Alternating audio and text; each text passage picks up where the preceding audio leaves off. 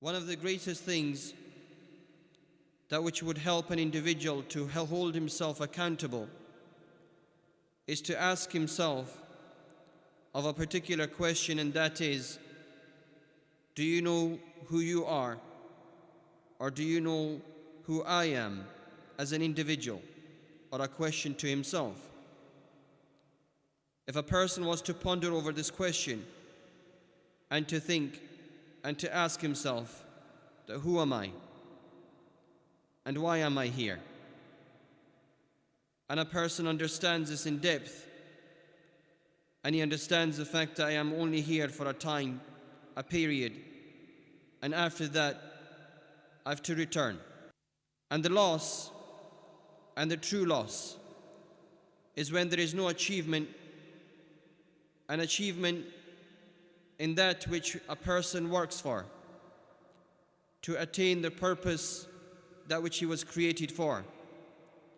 If he's not able to achieve that, then this is a loss that which has no greater loss than it.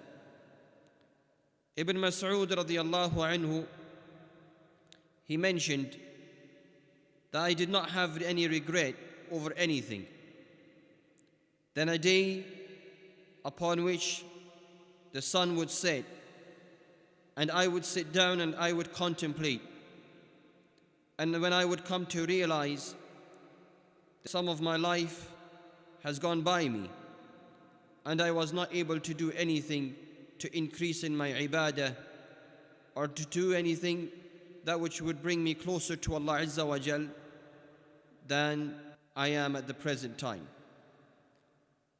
So we understand from the statement of Ibn Mas'ud radiyallahu anhu that the people of the past and the Salaf, they would contemplate, they would think about their time.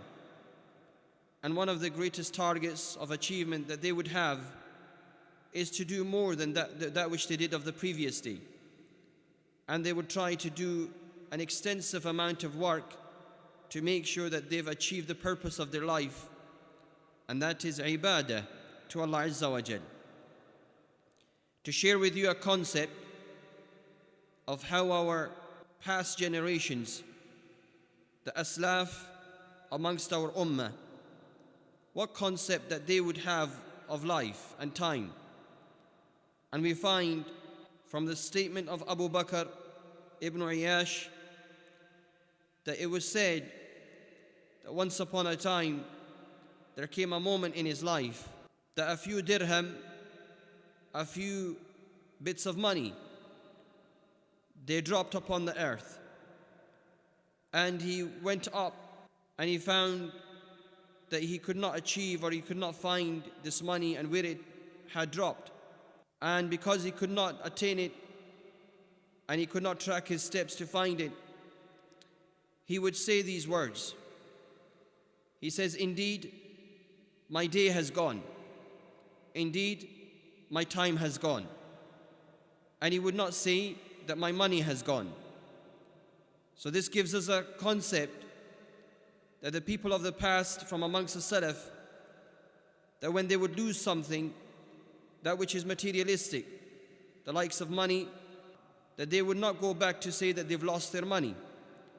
They would not say that I've lost such and such amount of wealth, but rather they would say I've lost the time, I've lost the moments, I've lost the time of life.